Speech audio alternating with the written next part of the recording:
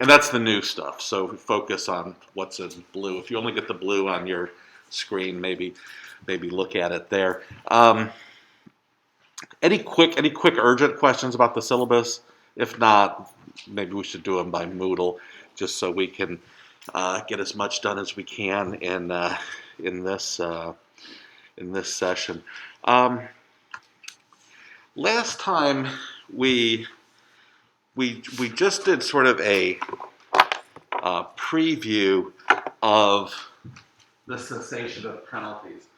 And we did that only because you were going into studying specific penalties and specific delicts and specific penalties. And we wanted to clear up this phrase reserved, especially reserved to the apostolic see. So that's all we talked about last time with cessation of penalties. We could leave the rest of cessation. I thought it made sense to leave the rest of it till after we've talked, after you've got some specific penalties in your mind, which you should have after doing the reading and video 4. So what we're going to do is see if anybody has questions on video 4. That's on specific penalties, specific delicts and specific penalties. Or try to, I think if we try to do them video by video, it may give us a better sense by the end of class where we are and how much we can handle on Moodle if we still have some overhanging questions. I don't want to be too rigid about that because some of the stuff bleeds into others. But this thing about cessation really fits after the specific penalties thing. So essentially, specific penalties, that was video 4. And then we're going to cover this chart. That's the main thing you need to know about cessation of penalties. And video 5 and video 6, and then we'll see where we are. Anything on specific delicts and penalties? One of the reasons that was it was a video lesson last semester because it had to be because we were. But I think that was actually a really good one for our class to have as a video lesson because it's essentially reading a list, right? And then there's a couple that are particular, so just partly to familiarize yourselves with it, and then there's some that are actually worth knowing the penalty. Usually, for the most part, one's related to confession, because that you can be asked about, or it's even, if you're preaching about confession, the penal law is really relevant to sort of drive that point home about how serious the church is about protecting the seal. And of course, abortion, unfortunately, very common delict, and one that you essentially, as soon as you're ordained, will have the faculty to remit. A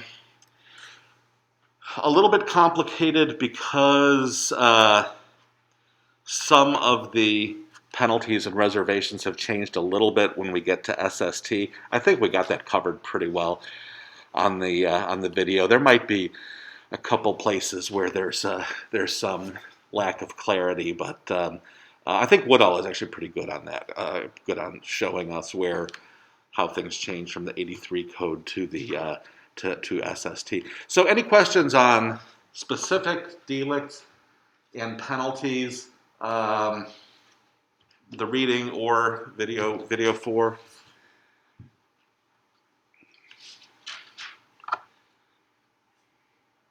Yeah, I did not think there would be a lot, just because again, it's a list essentially. Mr. King. You say religious and perpetual vow potential marriage. That's them actually trying to get married, not them, marrying someone. Right. Okay. Right, exactly. Mr. Austin. Does solicitation, is that only within the confessional? Or could it be if the priest is telling the person confessing, if the priest tells them, fornication is okay, you can continue doing that, is that also considered solicitation? I think it's only in the context of the confessional. Let's look at the canon. Does anybody have the canon particularly? I'm pretty sure 1387. Yeah, I think it's specifically in the confessional, and not to not to say that the situation you raise isn't a serious one too. Um, a priest who, in confession or on the occasion or under the pretext of confession, solicits a penitent to commit a sin against the sixth commandment, etc. So it could be, it's a little bit broader than just in confession, but so maybe this is broad enough to cover, like a spiritual counseling kind of thing, pretext of confession. This may be a frustration, and I think you could find it in a number of places in our list of delicts, where Ms. Rossman points out this good observation that, yeah, this is great to have this delict for soliciting in the confessional, but it's not like your priest of the year if you do your solicitation in the public square rather than the confessional. So why do we specify? Why not just say solicitation? And I think part of that may be how constricted our penal canons are. Again, we really only have 36 of them left, really a third of what we had in 1917 code. I'm not sure if this was different in 1917 or not. But when we have something, even though there's a big thing left out, I think it's because this is where we've had a specific problem. This is both a serious sin in itself, but also it is really a sacrilege of the sacrament of confession too. And sadly, if there's a law against it, what does that tell us? It's probably happened before, right? So, okay, Mr. Austin. Like, more specifically, I guess I was wondering, not necessarily if the priest was seeking sexual favors for himself, but say like somebody confesses and said they fornicated or something, and he tells the person that's okay, you can keep doing that with your partner. Interesting. I don't think that would be solicitation, but the solicitation, it doesn't have to be for the sexual act with the priest. It can be for another person. The priest could be soliciting the penitent to commit the act with another person. Here, I think it's, I don't think he's really soliciting because he's responding. I think soliciting is kind of an active. Or like saying like you receive absolution if you do this sexual Yeah, stuff. I mean this is a real problem. I mean because it's a totally horrible advice. It's against the there are other problems with it, and we could look at. There's some general canons about abuse of ministry, like 1384, 1389. You look at those; those are a little bit frustrating because they seem to be casting a wide net, but abuse of one's ministry. So maybe it could be addressed there. In reality, if it's addressed, hopefully it will be addressed. It will probably be addressed in a non-penal way. I would, if I had to bet on it. Good question. Anything else on video 4, specific delicts and specific penalties? I'm going to try, before the test, I'll try to, I'll give you a list. They were on there, so they're probably in your notes about ones that are worth knowing by penalty. Try to restrict those, but there's at least a handful for the reasons we've discussed. Okay, good. So we're done. We're done then with video 4. Again, that's actually, I'm not as you can tell, I am not a master of technology, but I do think that actually was a good use of technology in the sense of something that, with our limited discussion time, that was a good one to cover in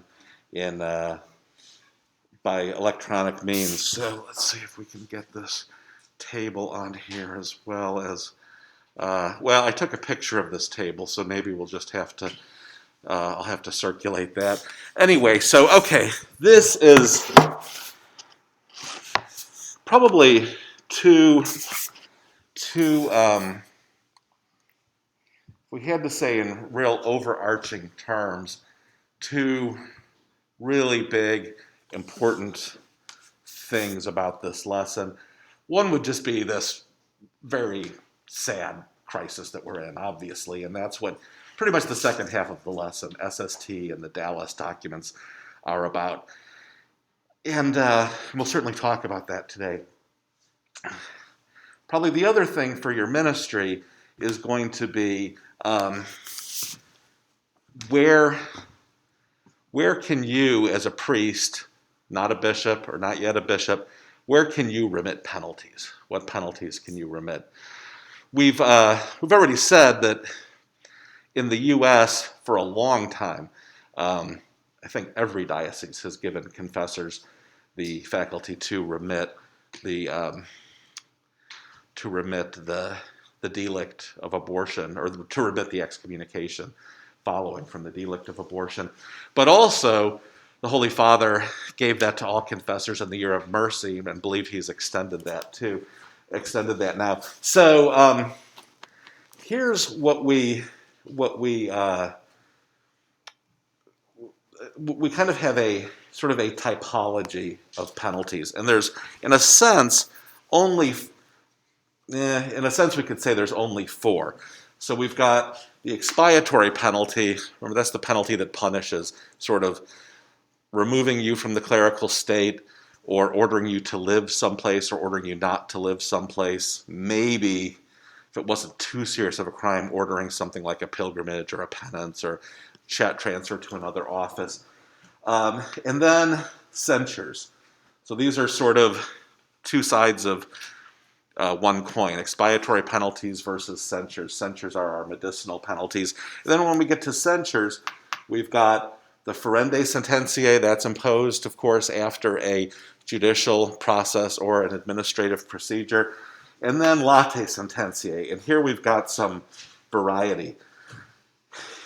It can be declared or undeclared, and we've got this issue of is it reserved to the Holy See or not? And that's going to be an issue with both the declared and undeclared. So start out with a bit of good news. For it kind of looks like we have a ton of different cases. We basically have four cases: expiatory penalty, ferende sententiae, and then late sententiae, declared or undeclared. So we can think that we've got, in a sense, we've got those varieties. And what's really nice is that we can draw a line that separates the first three. In a sense, draw a line that separates the first three. The expiatory penalty, the ferende sententiae, imposed censure, and the late sententiae, declared censure. So, what do we? You know what we mean by declared and undeclared with late sententiae. What are some examples? Very common, obviously, undeclared. Well, let's say common undeclared one would be abortion. That's a good one, except that you already have a separate faculty for that. So let's pick a different one. Apostasy, heresy, and schism. Someone who denies for heresy, denies one of the truths belong to revelation. For something that's declared, it's going to depend. But let's say one would be if you throw away, or if you show contempt for the host, for the consecrated host. Now you're excommunicated immediately, but if it's learned about, then hopefully there will be a process against you, and it will be declared unless you're immediately repentant. So that would be one, or one of these problems, a direct violation of the seal of confession would be another one, where we've got a late sententiae penalty, and you can conceive of there being a declaration that someone has incurred this. Mr. King. When you say declare, it has to be something that's, does it necessarily have to be done in a public setting, or not necessarily, or just in front of another person that witnesses it? Good question. So would it be public? It might or might not be. It's probably going to depend on the delict, maybe to some extent on the person. If the for instance, violation of the seal of confession, I don't think that's going to be made public. I think that's going to be essentially between the people involved, unless it was made public in a very spectacular way. But there are some things that people hear about, and there needs to be, like we had when we talked about fatherhood earlier. That wasn't necessarily a penal matter, but something that could that have been dealt with by sparing the embarrassment of the priest who maladministered the sacrament to fatherhood. The diocese judge, no, we've got to make this clear so other people who were in that situation will know there's a problem with their sacraments. So it could be either one. It could be made public, or it might not. For instance, apostasy, heresy, and schism. If it's an individual thing, the bishop may never even hear about it. If it's something with a parish trying to actually leave the diocese, that's going to be a public matter, obviously. Okay, so the other good thing about we have essentially our three cases here is that there's a pretty simple general rule that covers our three cases. This is a general rule. There is going to be an exception, but it's a general rule. So the general rule is for all three of these. Forget for a second about one reserved to the Holy See. But 1355 tells us who can remit the penalty. The ord I, the ordinary who imposed it, or ord P, the ordinary of the place where the offender is located. For the offender, I'm calling him R. R is reus, R-E-U-S, just a word sometimes used in penal law for the offender, literally the doer, I think we would say. So the ordinary of the who imposed the penalty, that's probably the most standard thing. The ordinary who imposed the penalty is the one who remits the penalty, and usually by decree. However, the ordinary where the offender is located also could do it, but he's supposed to consult with the ordinary who imposed it. And this is going to be the rule for all of our three cases. We're 75% done, practically. But we've just got to remember there are latae sententiae penalty reserved to the Apostolic See, and of course the Apostolic See is going to have to remit those penalties. Exceptions. In danger of death, Canon 976 is going to say any priest can remit any sin or censure. So that's going to cover us down here. We've got censures down here. What are expiatory penalties? Not a censure.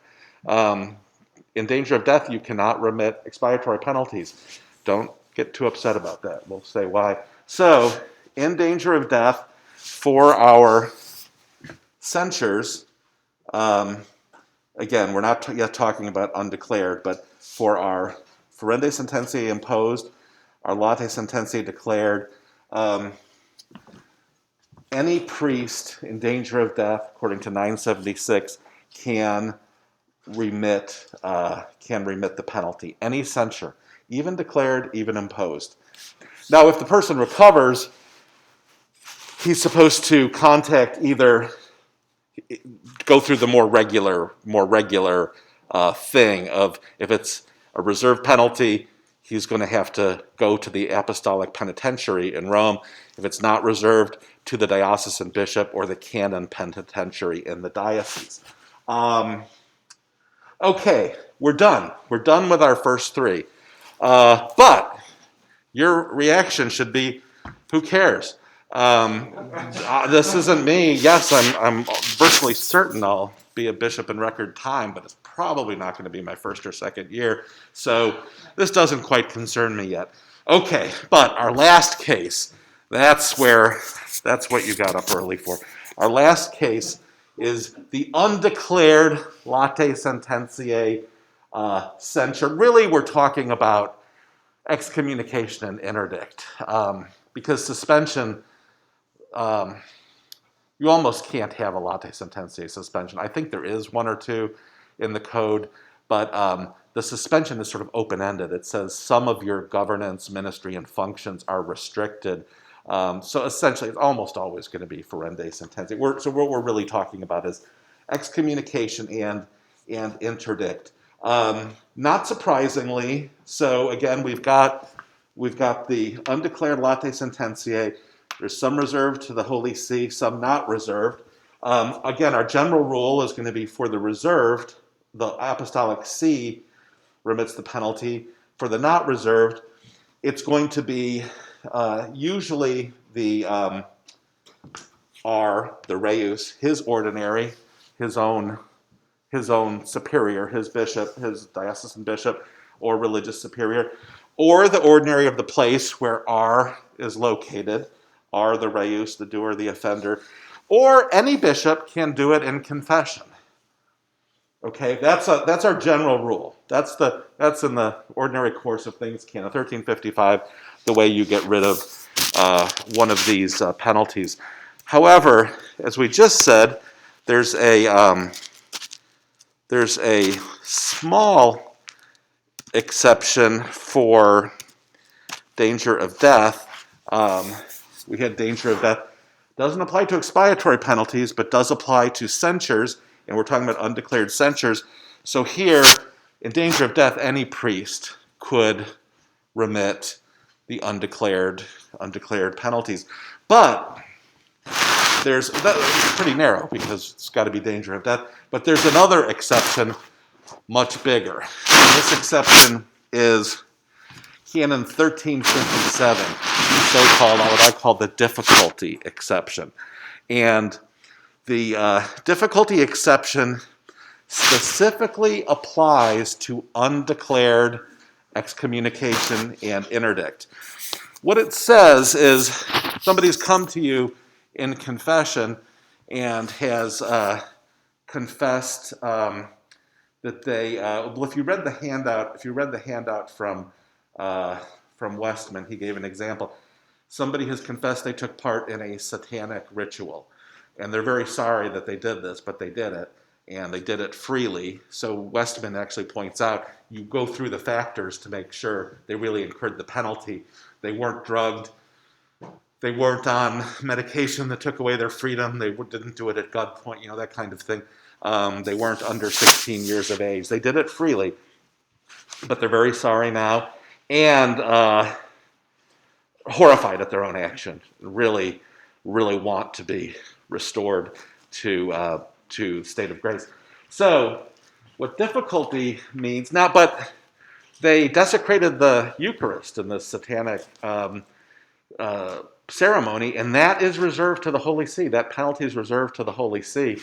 So, to qualify for this big exception, the standard is that it is difficult for them to remain in a state of, out of a state of grace, while waiting for the kind of the paperwork to get done, the petition to go to whoever it needs to go to. So essentially, I would think that with any sincere person, this would probably be satisfied. They're in confession after all, unless someone just sort of made them go or urged them to go. But this is a truly repentant person. So I think you would say, so now our problem with the person who participated in the satanic ritual is that's reserved to the, well, we've got a number of problems, obviously, but that's reserved to the Holy See. So what happens is you probably saw this in Westman and in Woodall, where they say you actually help them do this petition, and so you're absolving the sin in confession there, but even though it's reserved to the Holy See, you're absolving it because the person qualifies for this difficulty exception. Person sincere, person really does not want to wait a month before this is cleared up, and you set a time to meet with this person again. You do, this one-page letter. I think Woodall even gives us an example of the letter, and I think either he or Westman tells us that the Apostolic Penitentiary in Rome processes these things pretty quickly. So that's what you do if it's reserved. It's slightly easier if it's not reserved. If it's heresy, you can, instead of going to the Holy See, you can go to the diocesan bishop or the canon penitentiary in the diocese. So potentially quite a big exception, even though we're going to say the general rule is still going to be the Holy See absolves it, or the ordinary. If it's difficult for the person to remain in this state of sin for a long time, or again, the period we're talking about is probably about a month, so you make an appointment with the person to come back. If it's difficult for that person to remain in sin for that long or to remain out of the state of grace, then you can absolve it. If the person's there, like I say, hard to imagine him or her not qualifying for this difficulty exception. Mr. Blatchford. Why do they have to be 16? You can't incur a penalty unless you are at least 16. No matter what you do, you cannot incur a penalty unless you're at least 16. And if you're not 18, then the penalty has to be reduced. If you're over 16 but under 18, the penalty is, or maybe it's 17, the penalty is supposed to be reduced, so there should be a penalty. So I think there should be a penalty for 17-year-olds. So it's kind of, I guess, akin to a sort of understanding that below the age of reason, you're not able to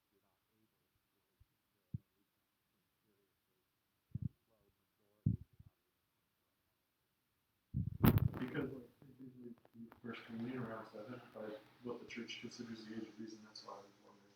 Yeah, well, that's a good point. That's a good point because and I think maybe just because this is going to have bigger social consequences and it's going to require kind of some understanding of the law too. So I think it's kind of it's basically a grace in a sense. You're right. You could make a case for saying, hey, if you can commit a serious sin, and you can at age 9, and we've seen some horrible things committed by 10 and 12-year-olds.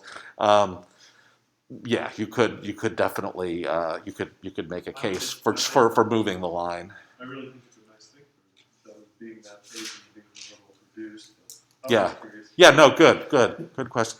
Okay, is this clear? Is this this chart kind of clear? What I'll probably do, I took a picture of this chart beforehand, and I'll either send my picture to you or else I will redraw it. I sneak into Dr. Abraham's classroom sometimes to use her nice chalkboard, which I think looks better than this.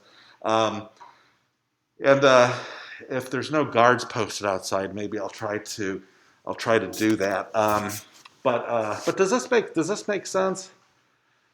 We've got our default. Our second column is our default, and then our next column is a narrow exception for danger of death. Then our next column is it's a big exception where it applies, but it only applies down here. The penalty it has to be undeclared. Has to be undeclared. So it's not if there's been a process that's been imposed by a judicial process or the bishop has declared it, then you do not have the faculty unless it's danger of death. Okay. Any questions on this? This is big for us because I don't think it's it's on one of the videos, but it's one of those things that I think deserves some class time as well. Okay, last call for cessation. We could, on that chart, we could put another column for other penalties that you, as an individual priest, can absolve. What we'd really be talking about for almost all of you there, though, is I was trying to work up a chart last night, and I had a column for that. It would be an undeclared, not reserved penalty for abortion, which you're all going to have the faculty to remit. Like I think I told you the other day, somebody, I think last year, told me about a diocese where they give confessors the faculty to remit apostasy, heresy, and schism too, which I thought was pretty interesting. But anyway, I don't think. I think maybe that would make a more perfect chart to have abortion up there. I don't think it's all that necessary because you're pretty familiar with that, Mr. LaPointe. Couldn't you say like leaving the church and leaving the faith and apostasy or heresy? And you know what? With the person, I think it might or might not. It definitely could be. I wonder. I'm trying to, and I can't remember the diocese that the student was in who had this rule, and I think it might have been a diocese with a lot of non-Catholics, so maybe that was common there. That's just a question I have, I'm wondering if that's actually the real reason that they have that faculty there. So yeah, arguably, yeah. Some people, depending on they may not have actually committed that or not know the difference or something, but certainly that's a real possibility. Maybe the intention of this, because I think most Catholics who leave the church aren't trying to make a stand. They just don't care, aren't interested, married someone else out of the church and have decided. Exactly. I mean, it's not formal, Yeah, it sure seems like it. It's. I think if our parents or grandparents were here, we're having this conversation 50 years ago, we say, well, of course, switching, implies this, and it probably often does if somebody changes for that reason. But we know with poor catechesis and whatever, as you say, some other reason that you could see someone out of bad judgment or carelessness or something else, probably some other fault, but maybe not quite rising to apostasy, heresy, or schism. And again, I think maybe in the diocese that it was brought up, maybe that was given to confessors so that, yeah, maybe they incurred it, maybe they didn't, but in any event, this can be resolved in confession so that real low bar to coming back if somebody's in this situation. So yeah, good observation. Mr. Austin, did you have a point? Somebody over here? I thought I saw a hand. No? Okay. Okay.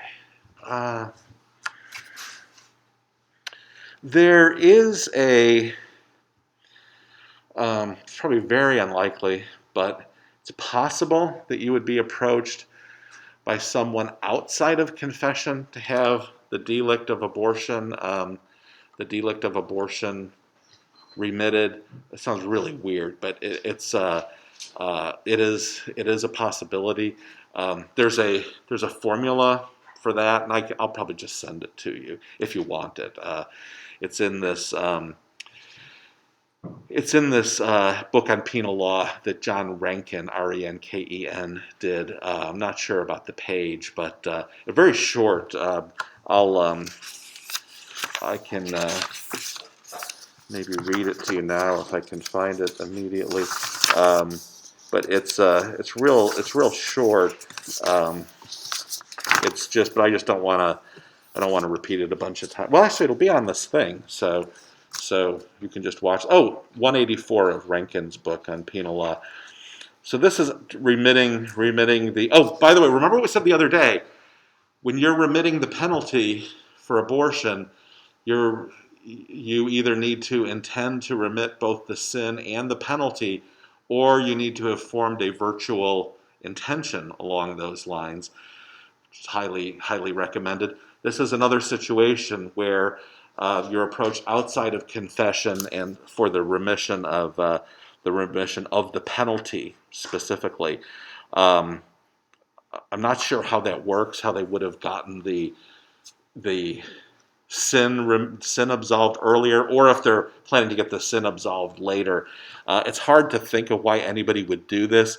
If you really think about it, you can think of a couple of situations, but they're pretty far-fetched. One of the ones I thought of is if the person who you would approach to have the penalty remitted is like a family member, and you don't want to go to confession to him, or say the penitentiary is your brother, and you don't want to go to confession to him. Say, well, why don't you? I did this. Why don't you lift the penalty? But I just assume go to confession to somebody else. That's about the only thing that's fairly realistic that I can think of happening. But anyway, here's the formula. By the power granted to me, I absolve you from the bond of excommunication or suspension or interdict. In the name of the Father, and of the Son, and of the Holy Spirit, make the sign of the cross. In the name of the Father, and of the Son, make the sign of the cross, and of the Holy Spirit. And the penitent answers, Amen. So very short. Actually, was that on the video? Was there a card on the video? Was there a video that had that? The video? No. Okay. Okay. Good. Good. Okay. Well, good. This is a big, important piece for us to have covered. So I'm glad we have. Okay. Now we are at the sort of in our abuse crisis mode and talking about these penalties, crimes, processes, procedures for crimes primarily against youth. So, these you can separate them between videos 5 and 6. That's fine, but they sort of bled together. So this might be harder to do a separation here. I got some this morning. I got a couple of really good questions from Mr. Tron, so I'm going to read those and discuss them. They're kind of they're fairly general though. They might fit more a little bit further on in our discussion. But any questions about especially SST or the Dallas documents right now? If not, maybe Mr. Tron's observations will spur some. Nothing specifically. Probably when you got to SST, it was not super new because again, Woodall talks about the changes with some of the penalties, and I think we've mentioned some. So maybe SST wasn't all that new to you. And the Dallas documents, not sure. You've probably certainly their existence is not new to you, but I don't know if you've read them before, Mr. Crabtree. In SST, one of the interested delicts, the consecrating species improperly.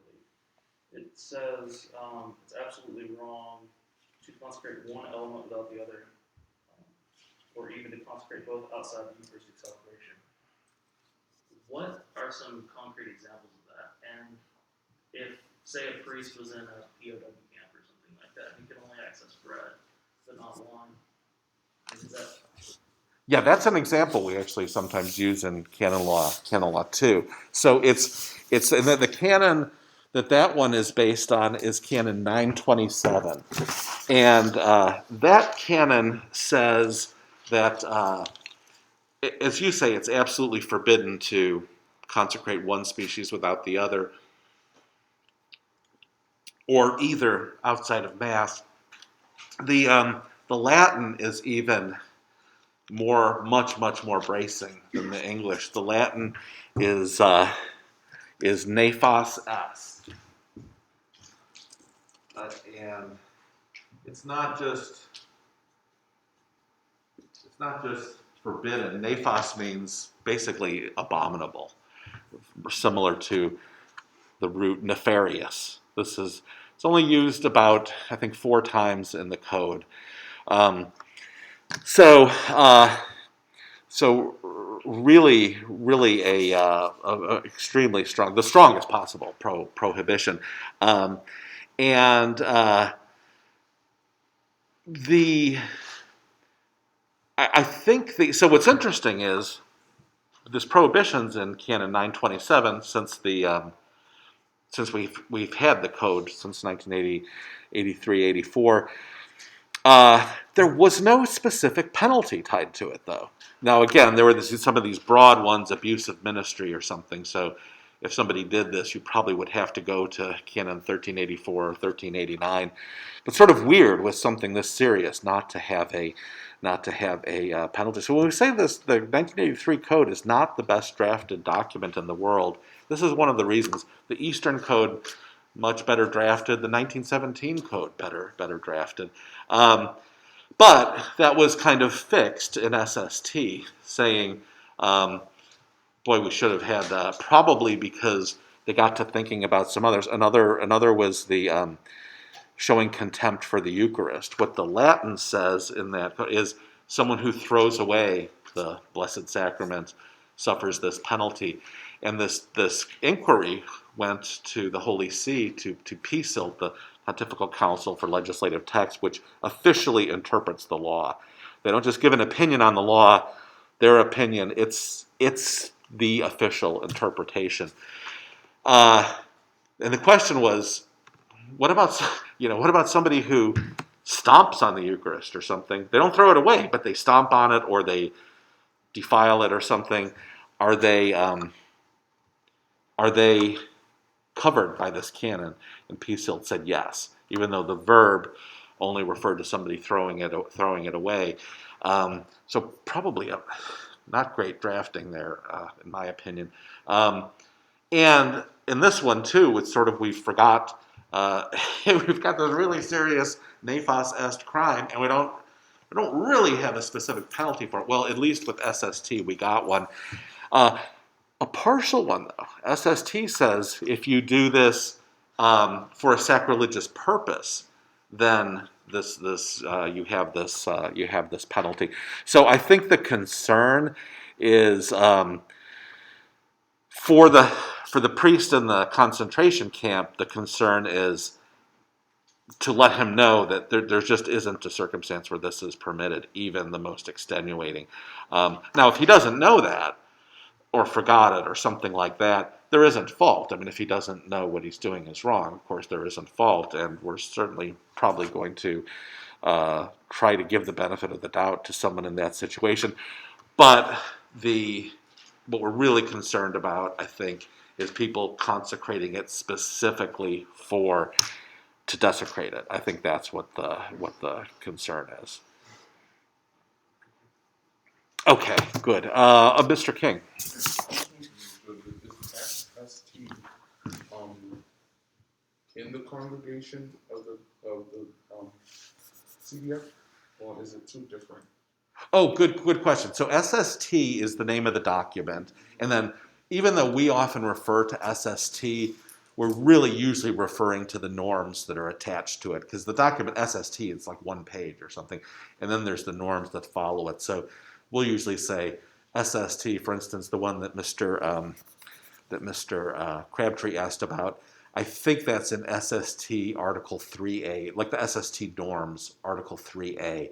So that would be proper way to say it, SST norms, Article 3A, but we might just say SST 3A. So when these delicts that are reserved in SST, they're reserved to the Congregation for the Doctrine of the Faith. So that's sort of who in the Holy See it's reserved to, and that's there's some additional specification from the code. From the code till we get to SST that tells us that now there's some crimes, like some confessional crimes against the sacrament of confession, that were not reserved before, but now they are. And there was some were and still are, and then they're reserved to CDF. Good. Okay. Anything else about SST or Dallas? Really anything, I think. I have a lot of questions. So I really hope, I know there's probably, because we're seeing if we can preserve our reading day for Friday, probably a lot to, my guess was that the reading was 3 to 4 hours plus the videos last time. Was that about right? Or I hope I didn't totally underestimate that. I hope that was at least close. But I really hope you got to that Sarah McDonald article. If you didn't get to everything yet, that's every priest needs to read that article. Every seminarian needs to read that article about that Irish priest who was hung out to dry, and no reason for it. Just no reason for it. He was. The diocese actually had information helpful to him that they did not give to him. Really disturbing in a lot of ways, and he only got out of it, as you saw, by his own. Since somebody advised him. I think it's somebody who was had a priest rights kind of organization. You're not gonna get what you need until you sue your accuser. That's the only way, and that is exactly what happened, and that is exactly what got him restored. And he said, as you saw there, I don't mean to be reading your mail to you because you read it yourself, but he said, kind of the real, just horrible, tragic thing is he said, this was, the state kind of put me through a ringer too. But the thing is, he mentions one bishop who was concerned for him, but for the most part, he says, nobody checked in on me. This is 6 years. Nobody called. How are you doing, Tim? How are things? Are you getting by okay? What are they giving you to live on? Do you have a car anymore? If he was a pastor, and he's not a pastor now, he probably doesn't have a car unless a friend or family member gave it to him. Because he would have had a car as a pastor, at least in the U.S., I assume, maybe Ireland too. Really a kind of a bracing thing. So anyway, if you hope you got to all of it, but that you need to read that. I mean for your own sake, even if you don't read it this semester for whatever, you need you read it. You need to. When you're after this semester, when you're on your Caribbean cruise, and the boat sinks, and every Canon Law 1 document is floating around you in the Caribbean, and you only can grab one. You're grabbing the lifesaver with one, and you can only grab one Canon Law document. The Sarah McDonald article is the one that you want. Okay, Mr. Heller. I guess it's kind of related to jumping ahead to the Dallas Charter. That's fine. I think we're there. Okay, yeah. So with that whole example too, it seems like in the Dallas Charter, you brought up in your video as well, that there's a lot of shortcomings in it because it's so hastily done that doesn't protect the rights of the priest. Like you said, I think there was one point in there that stuck out was that if it's proven to be innocent, then we'll restore the good name of the priest. It's almost like your name's going to be tarnished the moment that there's a credible accusation, then we'll try afterward to fix it, or like civil, advocacy, whatever, stuff like that. Is that being addressed today? Like, are there movements is there signs that that's going to be revised at some point? Like the one-strike policy, that's Maybe Good. now that we're a little bit more distance from 2002, and we're getting more distance from McCarrick and all of that, can we sit down and like, okay, let's actually look at these shortcomings and admit that there are some. Good. Good. Yeah, and those are kind of those are. Let me address that a little bit, and then probably read Mr. Tron's questions because they're in that same vein. Well, I'm glad you asked about revisions because both SST and the Dallas documents have been revised. So SST was originally a 2001 document, and then it was revised in 2003, and then again I think in 2010. However, there it was actually revised, I think, more to make it stricter. And the Dallas norms, they have been revised, and this is I mentioned something in I think a Moodle message about the Dulles article. The Dulles and the Coughlin articles are also very, very good. Dulles was a public figure long before he was a cardinal. He's in the family, if that name sounds right, he's in the family of a former Secretary of State, John Foster Dulles, and just a very prominent family. And well-known, well-respected, really one of these people who almost everybody listened to, because almost really everybody, and just really one of the kind of the gems of American Catholic thinkers. And God bless him to focus on this. I mean, this wasn't his, I don't think this was his personal concern at all, but to spend his time saying, hey, we're riding an avalanche down a hill here, and we're making some really bad mistakes with his esteem to, really risk his popularity. I think, he was a great man before this, and even greater man now. And one of the things he mentions, but I mentioned in the Moodle thing, and it's kind of a tribute to Dulles in a sense. One of the things he complains about is, hey, you could be thrown out of ministry for making a joke here. That did seem to be the case under the original charter and norms. There's just a very broad definition of what was considered to be abuse or was considered to be an external violation of the Sixth Commandment. And so that was essentially fixed. In fact, that's one of the difficulties some people in writing the paper that most groups have done, is they thought that was still a live issue. Well, I think people listened to Dulles and others, and that was fixed, fortunately. And if you saw on our version of the document, I think it's from 2011. So it has been revised a couple of times. I think it was revised in 2006 and 2011. I'm almost surprised it hasn't been sooner. That was one revision that I think did help the rights of the accused. I'm hoping with all this stuff about Cardinal Pell, and I would also say when I saw the I don't know if y'all are politics nerds at all, but if you saw the confirmation hearings for Justice Kavanaugh, and there's this accuser with friends of hers who she says was at this party where Kavanaugh committed, groped her or something.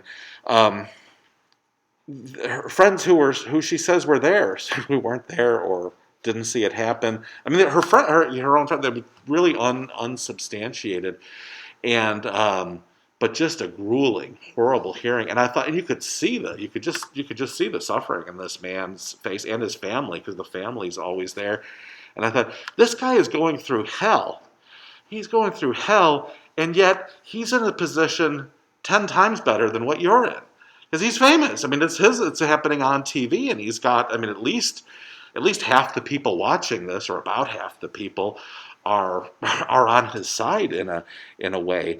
So I'm really hoping we take a lesson from, and look at Pell. In fact, Brother Gregory told us about when Cardinal Betchou was was reduced from his position of being a cardinal, and we find out now, at least there's reports. I don't want to say, I don't know that they're proven yet, but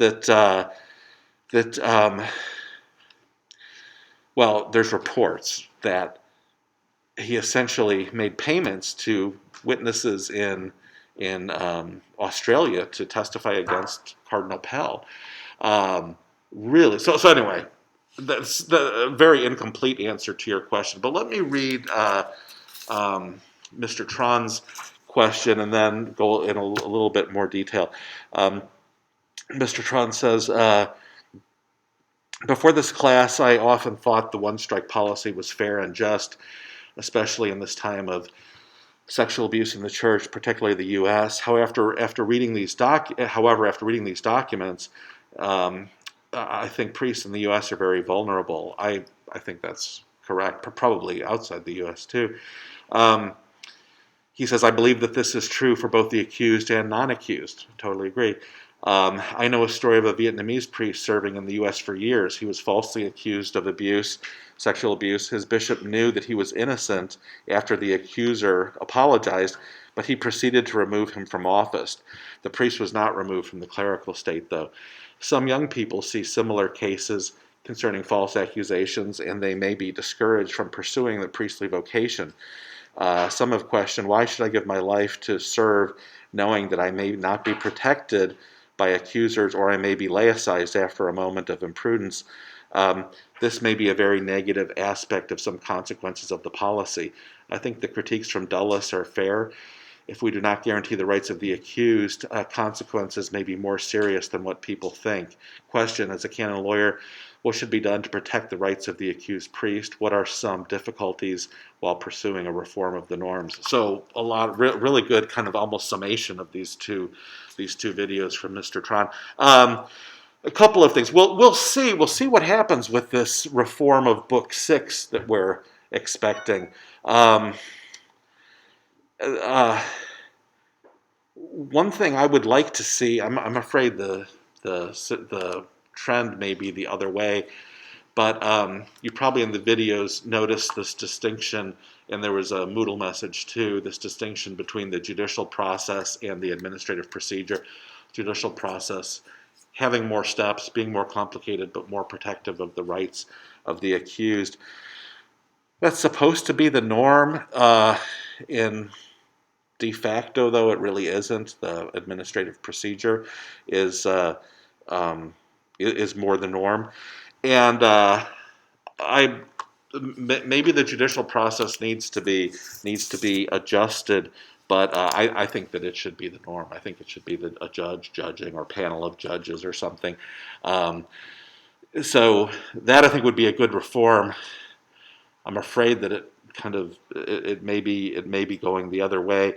Another thing, and Mr. Halloran mentioned a couple of these things.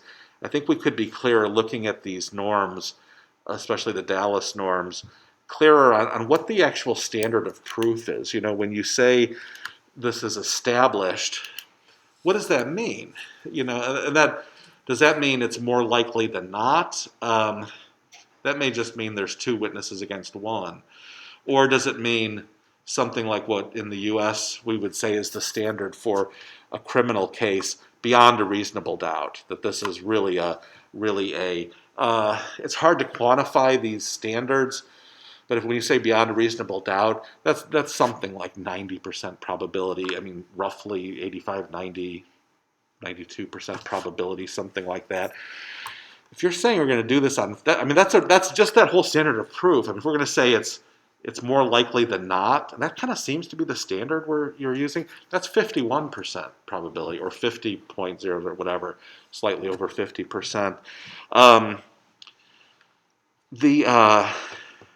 Also, I think mentioned in the video, the use of canon and civil lawyers to their credit, the U.S. norms encourage retention of both. But if you've got the judicial process that's being applied to you, there's several stages where you can see that you would be helped by a canonist. There's your um, you'd have input on what the question of the case is, on the evidence, and presenting your own evidence. With the administrative procedure, it's not. You definitely get to be heard. So essentially, your canonist or lawyer would help you with that. I mean, you get to speak your piece at some point. But that's only, I think, at one one phase of that procedure. So at some point, you're going to get to speak your piece and have the assistance of a lawyer doing that. But I don't think it's nearly as helpful to you as it would be in the judicial procedure. And the other thing, for people who've written about this people in your position in previous classes, there's this, and really probably we all have different views, or at least we fall into different camps. But for this crime, the original statute of limitations, the period within which you had to bring the penal case, was 5 years under the original code. And then in 1994, the U.S. bishops and I think the Irish extended it to 10. And then SST extended it to 20. And back in 94, they also said it's 10 from the time the victim reaches majority. So if the crime happened when they were 13, it's 10 from their 18th birthday, not 10 from their 13th year. But the norms SST also says it's 20 years is the statute now, the time within which the penal case has to be brought. But it also says that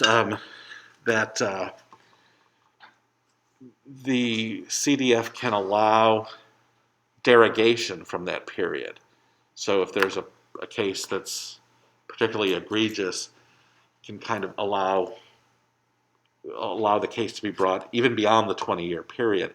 I think Dulles has talked about this. I know Archbishop Chaput has talked about this in the context of claims against the church, where California and I think Connecticut were several years ago allowing cases to be brought against the church, or against Catholic dioceses and Catholic entities, regardless of when they occurred. And some of them may have been 40 and 50 years ago. And Chaput, I think he wrote an article in First Things talking about the problem with just lifting statutes of limitations. And he was talking about 30 and 40 years, but it's the longer you go out, you've got a problem. I think there'd be something to be said for, pick the fair, whatever the fair number is, or whatever people think is fair, but that's kind of it. I mean, in civil law, you miss your I used to practice in Arizona, and for like a negligence case, the period was 2 years, but for a contract case, it was 6 years. Sometimes people would realize that they only had 1 day left to file the claim. They have to get to the office at midnight and hope to get to the court with their complaint. And if you didn't, if it's 12:01, that's it.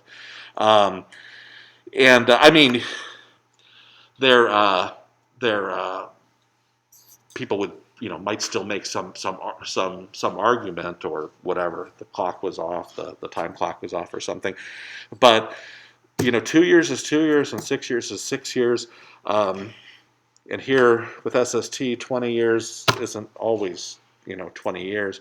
So anyway, those are kind of some issues about the church. And if you were doing a paper, maybe some issues you thought about as you were reading this, probably some issues that would have occurred to you if you were doing the paper. Also some personal things, though. You just really need to, I hate to say it because in a way it's a little bit less human, but just taking into account just prudence in your interaction with other people. I wouldn't tell any of you what you should do in confession, because I'm not going to be there. Y'all are going to be there.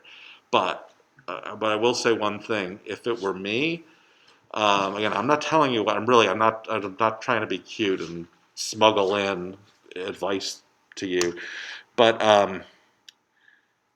I would think seriously, and I think I probably would hear confessions only with a screen, not in a reconciliation room.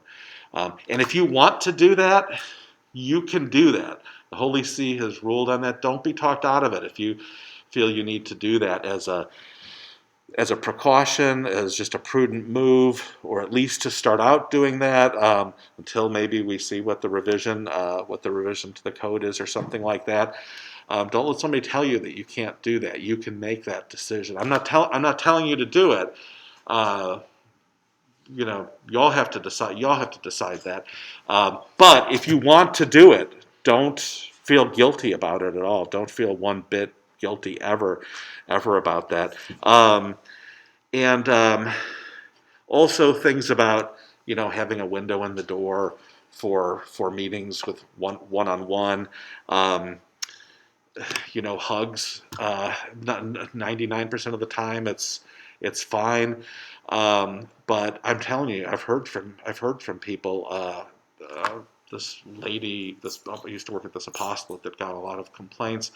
Not always about clergy, but about stuff in the church.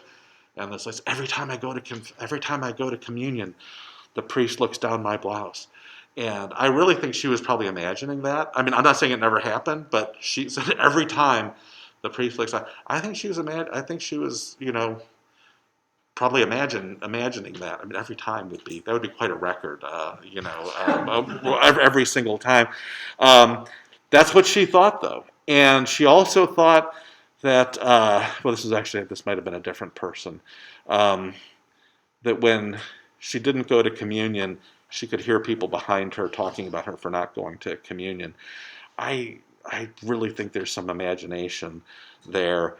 Most people are fine, but here's another thing. Again, it's up to you, and this is a big kind of a cultural issue.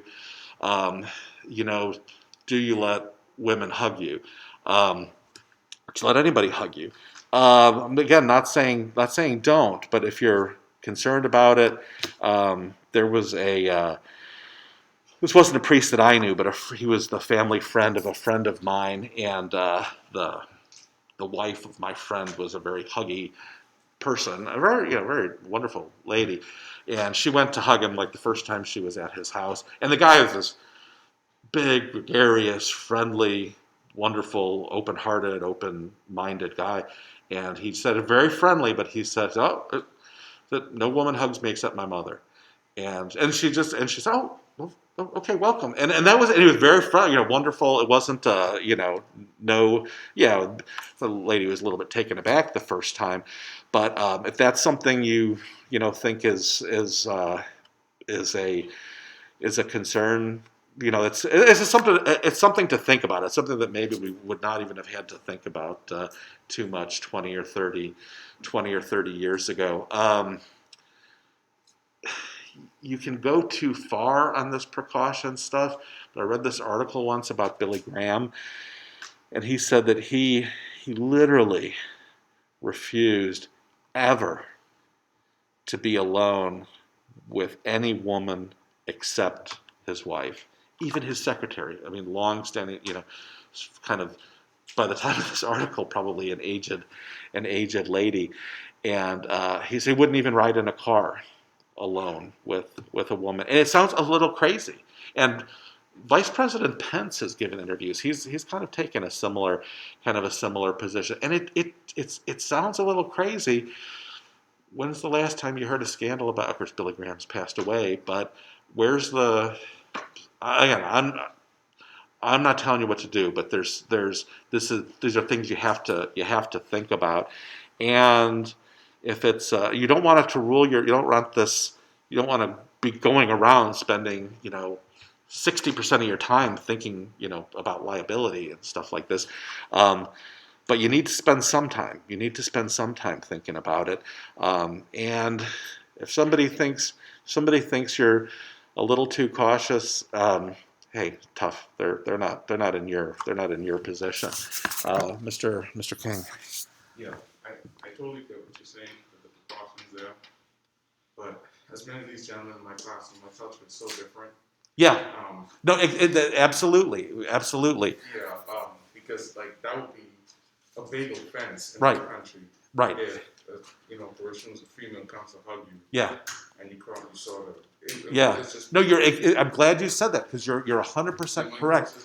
And you have to take that. You have to take that into account. I've seen a woman like this. I was a senior in seminary. It was a rad mass. I was serving with my bishop. This lady comes up. She kisses my bishop. Yeah. And I'm just like. Yeah. Because I've been in the U.S. so long and saturated with so much laws and stuff, I saw the scandals. Yeah. I was like, wait, I'm back home. I'm not in the U.S. anymore. Yeah. So also another thing. Yeah, exactly. But that's a great observation, and it's more thinking about these things, and then what would work? Something about meetings, and the good thing about hugs is if it's public, that takes care of a lot of it. If these things if there's a group, there's not nearly as much danger. But yeah, okay. We're right at our limit. Does anybody have questions they need to address? We can do it on Moodle. If you have questions, we can do it on Moodle, or we can always meet Friday. Doesn't seem like we've had a gigantic number of questions. So should we have our reading day on Friday? Okay, if you have questions, though, send them. And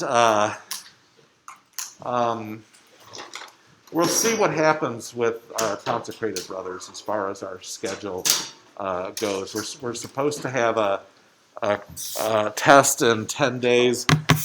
We'll either do it or we won't. That's so okay. I can guarantee you we'll either do it or we won't.